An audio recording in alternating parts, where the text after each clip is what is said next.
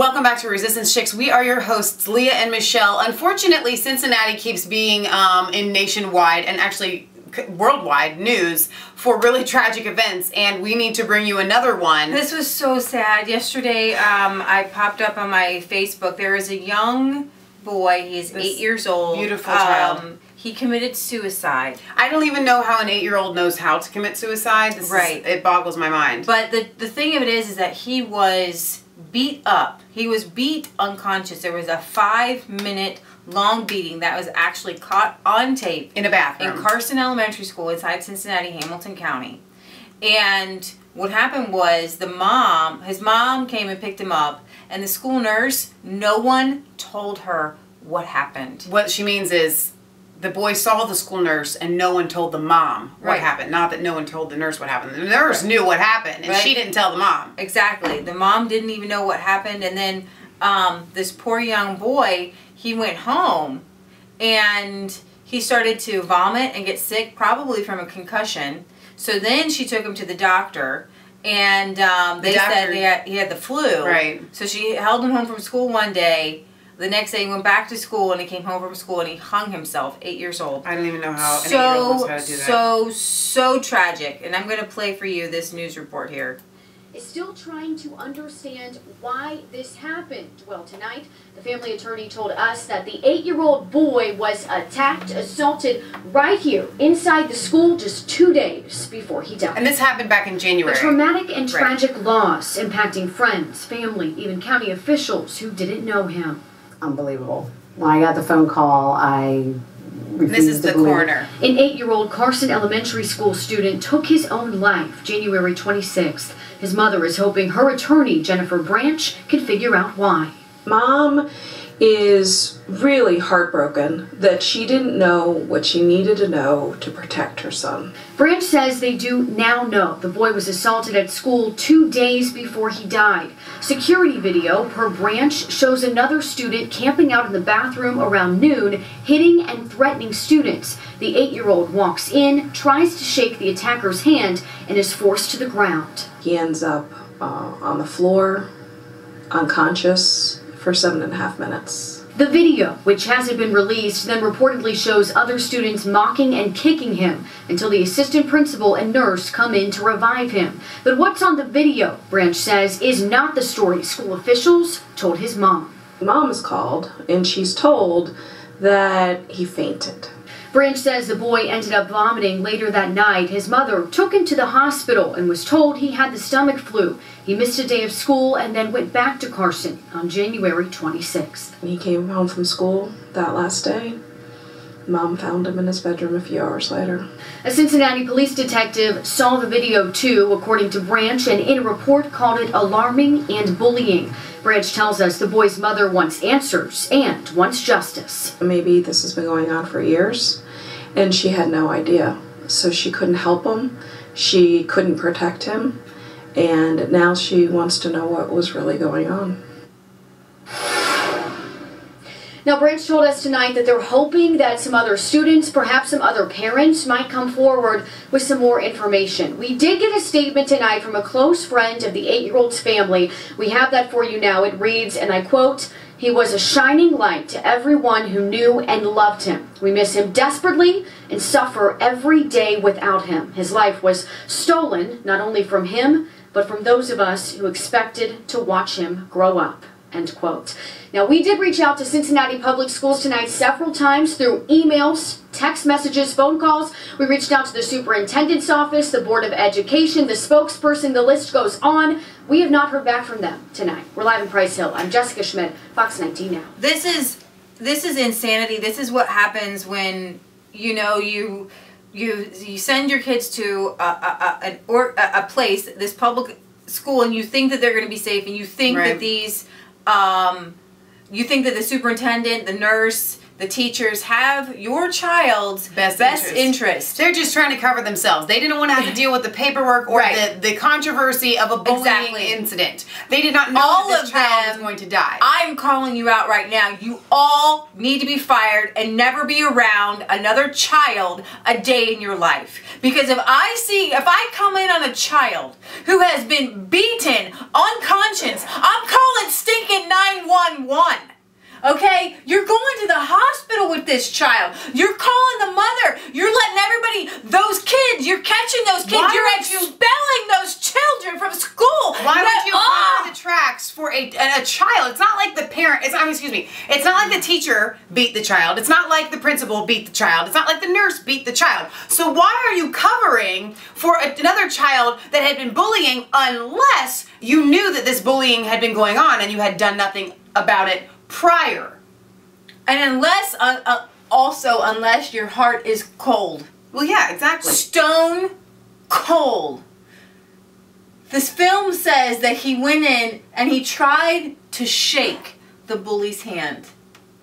This is a well-mannered young boy. Look at these pictures of this child. You can see the life and the happiness in his eyes. You can see he was loved. Look at this is the picture I wanted everyone to see, because this is a picture that's going everywhere. That is a happy-go-lucky, cool kid. All right? And his life was snuffed from him. And what they're saying stolen is from him. We call it CPS, Cincinnati Public School, not Child Protective Services, because they're not doing anything either. Right. Their statement is that this suicide had nothing to do with the fact that he had been bullied at school. They're saying that there was no other kids in the bathroom. They even said that that didn't even happen, even though it's on tape. Right. They are lying through their teeth. And why? And they're going to come out with the tape. So we're going to bring you that tape later. The video will be released. Cincinnati Public Schools, after initially refusing, said that yesterday, they said that they would release it. What are they? They're waiting for something. This was in January, so why haven't they released it? Walsh released a school statement expressing concern over the delay at Carson Elementary of adults in responding to the 8-year-old child, who the statement identified as Gabriel Taye. That was his name, Gabriel Taye, and a Cincinnati Police homicide detective, Eric Karagoloff, viewed the video February 1st, a week after Gabriel's death. In a February 3rd report to Carson Elementary and CPS officials, he described how a Carson student in the bathroom yanked Gabriel to the ground, then celebrated his action. Then for nearly 5 long minutes, the police detective reported, other students step over, point, knock, nudge, and kick him while Gabriel lay still. Only after that did an assistant principal rush in to attend to the boy. The CPS statement said, while we are concerned about the length of time that Gabriel lay motionless and the lack of adult supervision at the scene, when school administrators became aware of the situation, they immediately followed protocol by calling the school nurse to evaluate Gabriel. The school nurse checked Gabriel's vital signs, which were normal. She also contacted Gabriel's mother and asked her to pick him up and take him to the hospital. However, that is untrue. The mother. She did not tell the mother to take him to the hospital. Cincinnati's lawyer Jennifer Branch, representing the boy's mother, fired back Thursday at that statement that the school nurse urged the mother to take the child to the hospital on the eve of Mother's Day. It is unfortunate that CPS chose to blame Gabe's mother for not taking him to the hospital after he was injured at school. No one from CPS told Gabe's mother that she needed to take him to the hospital. The nurse's notes verify this.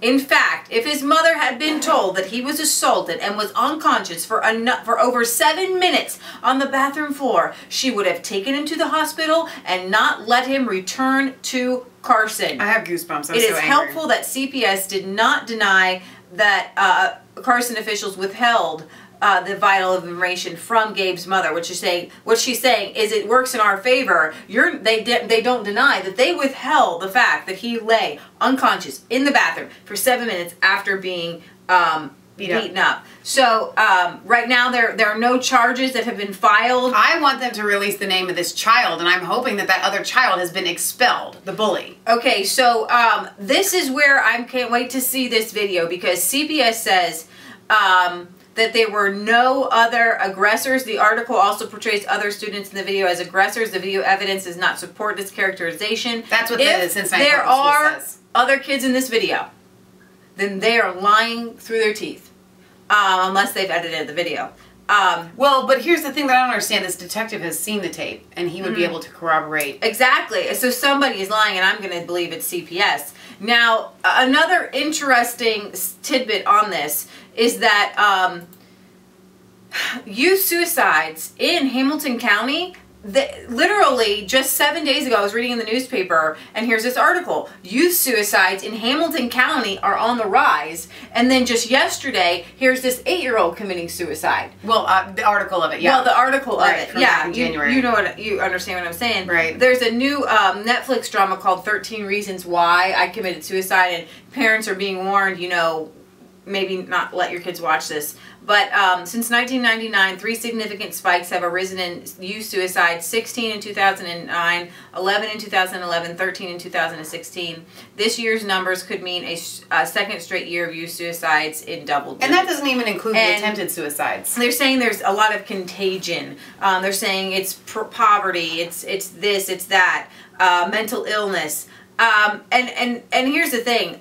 You guys, maybe you're new to Resistance Chicks. We are against public education as it is right now. Yes. I feel like it's just the same, if it's worse than the CAFOs, which are confinement operations that you put animals in. Joel Salatin, our favorite farmer. It's over there somewhere. We always show it to you. Yeah, he talks about this all the time. We treat children like cattle. We put cattle and pigs right now grow up in these sterilized concrete buildings where you don't no move. space, completely unnatural. It's totally unnatural. So we put these kids in these buildings with, you know, hardly any windows, with strangers who obviously do not care about them. Right. I'm not saying that all teachers do not care about their students. However, even the best teacher, like John Taylor Gatto, New York Public School Teacher of the Year, says that we're teaching kids according to a Pavlov's dog Meaning syndrome. ring the bell. They respond to the bell. And so when your humanity is lost, I'm trying to bring a reason to why the suicides. When your humanity is lost and the essence of who you are is lost, and you basically have these kids in these buildings, Lord of the Flies, right. And you can have the best elementary school. We have like super white, rich elementary schools, and everybody's so happy-go-lucky, and they walk their little minions to school. And you know what? And And these kids are so unhappy here at Milford. A lot of them are very unhappy. Yeah, when you talk to them, and some kids love public school. That's fine. If that's your thing, you get, you know, like 10% of kids actually enjoyed public school. We're all about embracing the humanity of each human individual, and I can tell you, no child should be sitting in a chair for 8 hours a day. Learning does not mean, especially little boys, don't learn sitting in a desk for 8 hours a day. We learn, even as adults, by hands-on, by researching what we should, what we want to do. So I can't really go into this right now in a long. But I think also it's nutrition based as well. We have this really bad conglomerate of why these kids are failing mentally, emotionally, physically, depression across America. The inner city in Cincinnati, when you drive through it, you just see like death in people's eyes. They're just standing around. They don't have a purpose in life. And it's not just the inner city of Cincinnati. I'm talking about depression. Like I said, it's everywhere. We have one of the best schools in our area is Milford School, and those kids, they're depressed and they have issues. I know these children. I know their parents. I know people in my age. Artificial lighting for 8 hours a day, and then the best hours of your day are spent inside, and then you go home, and then your homework, and then you eat and you go to bed. Right. I mean, it's such a waste of a life. Right. And then they're all on these electronics, and if you go with us this far, are they the actual ions that are getting, not ions, but whatever it is, the positive and negative ions that are getting released from these electronics negatively affect you and make you depressed. Right. You're constantly touching them, being near them, and they're putting off, The whole system and the whole world that we are raising children in is doing such a disservice. So when Leah and I talk about getting back on the farm, homeschooling your kids, eating real food. Putting your they have scientific, isn't it great when science lines up with the truth? Yes. When you put your hands in dirt, it's actually an antidepressant. Yes, absolutely. And you can ground yourself by walking barefoot on the ground. You can get those negative ions from the television and the lights out of your body, which is what we try to do. We're in front of we have a lot of electronic devices. Electronic stuff. But we go outside, we sit, we ground, we release ourselves of that negativity. Right. It sounds new agey because we're Christians, but it's not. Like literally, there's science to back this up. And so we really believe in a cultural shift. Oh, absolutely. And that's why we're encouraging you guys to make this shift with us. Exactly. Because you know what, we can't regulate this out. We can only make people aware, and hopefully you guys will be making those choices. Homeschooling is on the rise. You know, a very large portion of my friends in their 30s who have kids, we don't have any children, but we encourage and give resources to all of our friends to homeschool and how to homeschool their children, how to educate them at home. Because guys, all you really need to learn is how to read and write. And please do not talk to me about socialization, because that's what you get in public school. That's the kind of socialization you want. You don't need it. That argument will not go over with me. No. Ever, ever, ever. Because I know children, I know hundreds, I know thousands of kids who have been homeschooled or are homeschooled, and not one of them is antisocial. Not one. However, they actually can have conversations with adults. Not one. Now, you might know one, that's fine for you, but I know many public school kids who are antisocial. Have a conversation. Public school, you go to talk to a child, and I do this to you guys all the time. I show you this. I'm like having a conversation with a kid, and this is what I get. Right. You can't have you really cannot have a conversation with a child from public school hardly at all anymore. It's like it's embarrassing. Right. The idea of putting kids in one age group, that's not socialization. No. I can get behind a one-room schoolhouse where you have the 8th graders teaching the 1st graders, then you have real socialization. And you have, and back then when you had a one-room schoolhouse, you had older brothers and sisters that this would never have happened, because older brother and sister is right there to shut it down. Right. All right? And so what we have is this complete mess. And I know a lot of you guys are like, well, what do we do? This sounds so hopeless. And like I said, it's not about regulating it into being. It's just about you doing it. All the little steps you can. Buying organic food.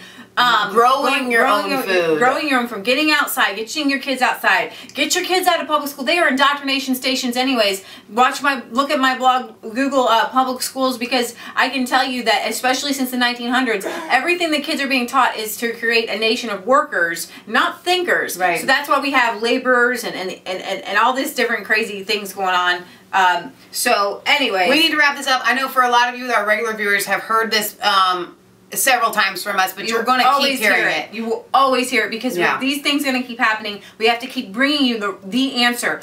This is the answer. Right. Leah Michelle, what about the fact that I send my kid to public school to be salt and light? We don't have time to get into that, but I tell you what, salt loses its savor, and a bad apple spoils a whole bunch. You get a bag of potatoes right there. I just cleaned out a bunch of bag of potatoes. You get one rotten potato, and they rotten the rest of them. Good potatoes don't unrotten a rotten potato. Let's try this. You raise your child at home to be an upstanding adult, then send them out to society when they're strong enough and let them be salt and light in the world as an adult. You don't send a weak, innocent child as strong as you think your child is, because I guarantee you they're just still a child. Right. We don't put kids on the mission field for full-time missionaries. No. The kids can get together in groups. I mean, homeschool kids get together with all kind of kids all the time. They play sports. They do art classes. They do. There's these co-ops where you can have oh, I can't do math very well, so the kids co-op at someone's house, that sort of thing. There's a lot. If you guys have any questions about homeschooling, we've told you this 100 times. And you know what? Message friends us. are great, but friends are overrated. I mean, how do you think the West was won? You got kids on a prairie. They don't have kids. All of a sudden, they don't know how to socialize. They'll never grow up and get married. Right. It's like, I mean, we knew Edna. Edna grew up on a sheep station in Australia with her and her mom and her dad and the peacocks. I mean, seriously, people, as long as they can talk to other people, they will be socialized. It's kind of like, we talk about dogs and socializing dogs. If you really want dogs to be socialized, you have good, well-mannered older dogs teaching your puppies. Exactly. You don't just throw a bunch of puppies in together. Right. All right. All right, you guys, this is Leah Michelle signing off for Resistance Chicks, where it is not a conspiracy theory if it's the truth. Don't forget to like, comment, and subscribe to Mass Faith 3 and Resistance Chicks. Ring the bell for notifications. Find us on Facebook. Follow us on Twitter. I know that this may seem like we just used this tragic situation to push an agenda. That's not it at all. We've used a tragic situation and given you an answer for how to avoid it. Amen. We love you guys. God bless. Girl, go.